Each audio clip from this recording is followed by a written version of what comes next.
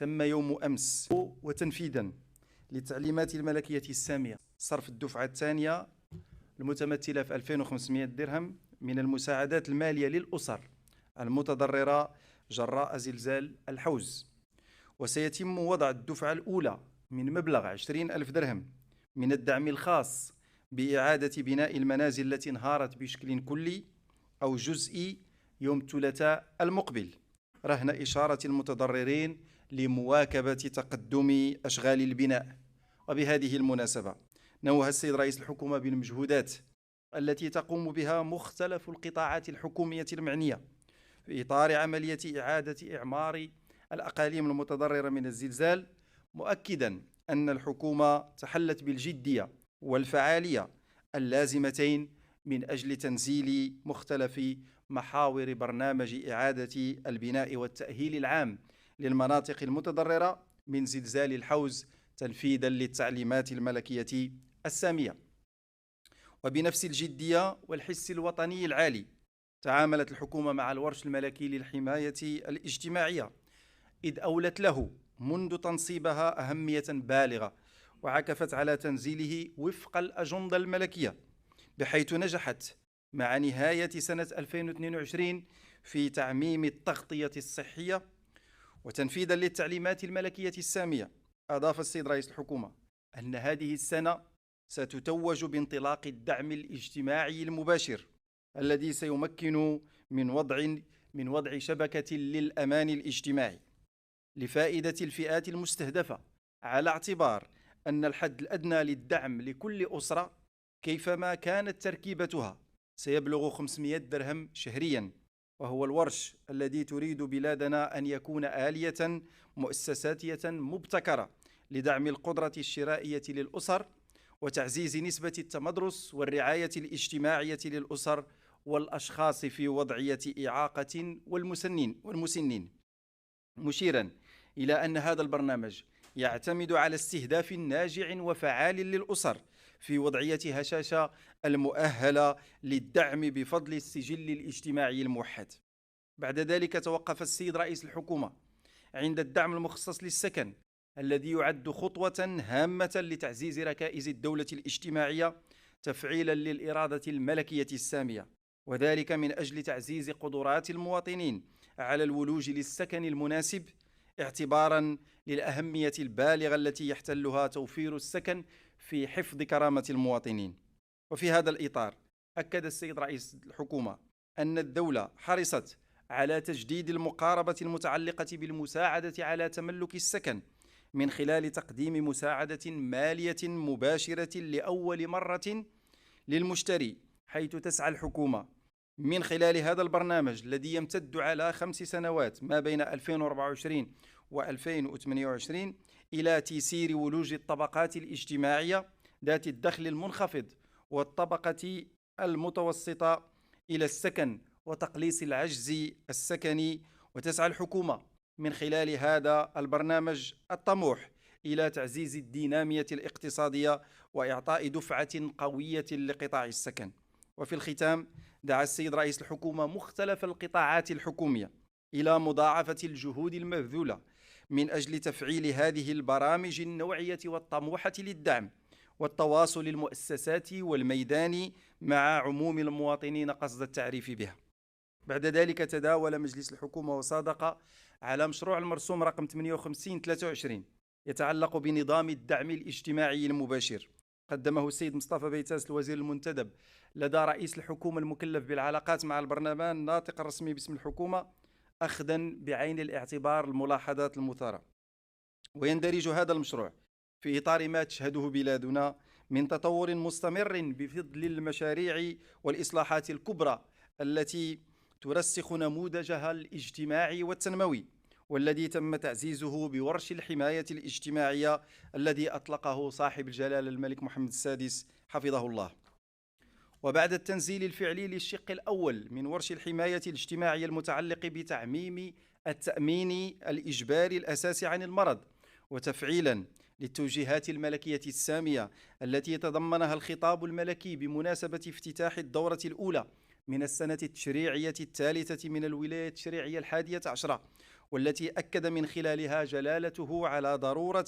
تفعيل برنامج الدعم الاجتماعي المباشر ابتداء من شهر دجنبر 2023. يأتي مشروع هذا القانون المتعلق بنظام الدعم الاجتماعي المباشر ليمهد الطريق للإطلاق الفعلي لهذا البرنامج، ويعتبر نظام الدعم الاجتماعي المباشر الرامي إلى تطبيق بعض أحكام القانون الإطار رقم 0921 المتعلق بالحماية الاجتماعية فرصة حقيقية لإعادة التفكير في سياسة الدولة في المجال الاجتماعي وترتيب الأولويات، لتنتقل الدولة من دعم العرض إلى دعم الطلب من خلال تقديم دعم مالي مباشر للأسر وفق الرؤية المولوية السامية. ويتضمن مشروع هذا القانون مجموعة من الأحكام تحدد في بابها الأول مكونات نظام الدعم الاجتماعي المباشر وشروط الاستفادة منه، والذي ينص على نوعين من الإعانات: إعانة للحماية من المخاطر المرتبطة بالطفولة تستفيد منها الأسر التي لديها أولاد دون سن 21، وتشتمل على منحة شهرية ودعم تكميلي، ومنحة الولادة إعانة جزافية تستفيد منها الأسر التي ليس لديها أولاد أو التي لديها أولاد يتجاوز عمرها 21 سنة، ولا سيما تلك التي توجد في وضعية فقر أو هشاشة أو تعاني من المخاطر المرتبطة بالشيخوخة. كما يحدد هذا الباب شروط الاستفادة من إعانات الحماية من المخاطر المرتبطة بالطفولة وشروط الاستفادة من الإعانات الجزافية. ويتضمن هذا المشروع بعض القواعد المؤطرة لعدم الجمع بين الاستفادة من الإعانات المحددة في مشروع هذا القانون وإعانات أو تعويضات عائلية يتم منحها طبقا لنصوص تشريعية أو تنظيمية أخرى. كما يحدد الباب الثاني من هذا المشروع مسطرة الاستفادة من نظام الدعم الاجتماعي المباشر، والذي يحيل على نص تنظيمي من أجل تحديد كيفيات تقديم طلب الاستفادة من الإعانات وكيفيات التحقق من أحقية الأسر في الاستفادة منها. بعد ذلك تداول مجلس الحكومة وصادق على مشروع القانون رقم 59/23 بإحداث الوكالة الوطنية للدعم الاجتماعي. قدمه أيضا السيد مصطفى بيتاس الوزير المنتدب لدى رئيس الحكومة المكلف بالعلاقات مع البرلمان الناطق الرسمي باسم الحكومة، أخذا بعين الاعتبار الملاحظات المثارة. ويهدف هذا المشروع إلى إحداث مؤسسة عمومية تتمتع بالشخصية الاعتبارية والاستقلال المالي تحمل اسم الوكالة الوطنية للدعم الاجتماعي، يعهد إليها بالسهر على تدبير نظام الدعم الاجتماعي المباشر وتتبعه وتقييمه بهدف الرفع من فعاليته. ويحدد مشروع هذا القانون على الخصوص مهام واختصاصات الوكالة وكيفيات تسييرها وتدبيرها، واختصاصات وتأليف مجلس إدارة الوكالة الذي يتكون من ممثلي الإدارة ومن المدير العام للوكالة الوطنية للسجلات، بالإضافة إلى 3 أعضاء مستقلين مشهود لهم بالكفاءة في المجالات المرتبطة بمهام الوكالة. كما يحدد هذا المشروع صلاحيات المدير العام للوكالة المتمثلة في التسيير والسهر على تنفيذ مقررات مجلس الإدارة، لا سيما تلك المتعلقة بالميزانية السنوية والموارد البشرية. كما يحدد هذا المشروع التنظيم الإداري والمالي للوكالة من حيث مواردها ونفقاتها والكيفية التي تتم بها ممارسة المراقبة المالية للدولة عليها، وكذا نظام مواردها البشرية. وانتقل مجلس الحكومة للتداول والمصادقة على مشروع المرسوم رقم 2/23/665 بتحديد الخريطة القضائية للمملكة. قدمه السيد عبد اللطيف وهبي وزير العدل أخذا بعين الاعتبار الملاحظات المثارة. ويندرج هذا المشروع في إطار تنزيل مقتضيات القانون رقم 38/15 المتعلق بالتنظيم القضائي الصادر بتنفيذه الظهير الشريف رقم 1/22/38 بتاريخ 30 من ذي القعدة 1443 30 يونيو 2022، والذي أحال في مادته الثانية على مرسوم لتحديد الخريطة القضائية وتعيين مقار محاكم الدرجة الأولى ومحاكم الدرجة الثانية ودوائر اختصاصها المحلي.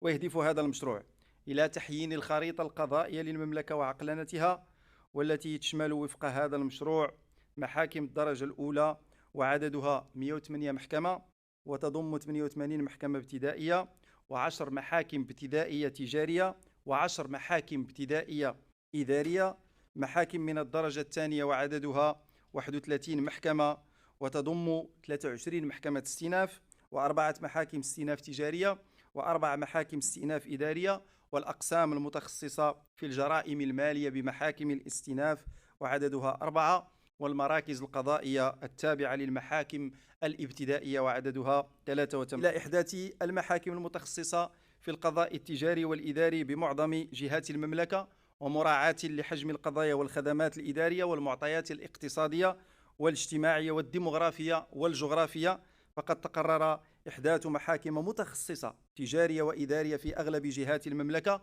وسيمكن مشروع هذا المرسوم من تنظيم وجمع المقتضيات المتعلقة بالخريطة القضائية لمحاكم المملكة في نص تنظيمي واحد يسهل الرجوع إليه. وواصل مجلس الحكومة أشغاله بالتداول والمصادقة على مشروع المرسوم رقم 2/23/350 بتحديد أشكال إعانة الدولة لدعم السكن وكيفيات منحها لفائدة مقتني مساكن مخصصة للسكن الرئيسي. صيغة جديدة قدمه السيد مصطفى بيتاس الوزير المنتدب المكلف بالعلاقات مع البرلمان الناطق الرسمي باسم الحكومة، نيابة عن السيدة فاطمة الزهراء المنصوري وزيرة إعداد التراب الوطني والتعمير والإسكان وسياسة المدينة. ويهدف هذا المشروع إلى وضع الإجراءات التنظيمية لتطبيق المادة الثامنة من قانون المالية رقم 50/22 للسنة المالية 2023 الصادر بتنفيذه الظهير شريف رقم 1/22/75 بتاريخ 18 جمادى الأولى 1444 13 ديسمبر 2022، وذلك بالتنصيص على تحديد أشكال وكيفيات منح إعانة الدولة لدعم السكن لفائدة مقتني مساكن مخصصة للسكن الرئيسي. ويتضمن هذا المشروع مجموعة من الأحكام تنص على أن الإعانة المالية المباشرة الممنوحة للمستفيدين ستوجه لاقتناء سكن رئيسي، وتحديد أشكال الإعانة مع تحديد المستفيدين منها بحسب قيمة بيع المسكن موضوع الإعانة المالية، مع التنصيص على المبالغ الإعانة التي تتفاوت تبعا لقيمة بيع المسكن وفق ما يلي: 100,000 درهم من أجل اقتناء سكن يقل ثمنه عن 300,000 درهم أو ما يعادلها مع احتساب الرسوم، 70,000 درهم من أجل اقتناء سكن يفوق ثمنه 300,000 درهم ويقل عن 700,000 درهم أو ما يعادلها مع احتساب الرسوم. كما ينص مشروع هذا المرسوم على تحديد كيفيات منح هذه الإعانة الخاصة بالولوج إلى السكن الرئيسي والحاصل على رخصة السكن ابتداء من يناير 2023، وكذا مراحل منحها منذ تقديم الطلب إلى غاية الحصول على مبلغ الإعانة، مع حصر الوثائق المدعمة لطلب الحصول عليها والآجال المحددة للاستفادة منها ونوعية السكن المعني،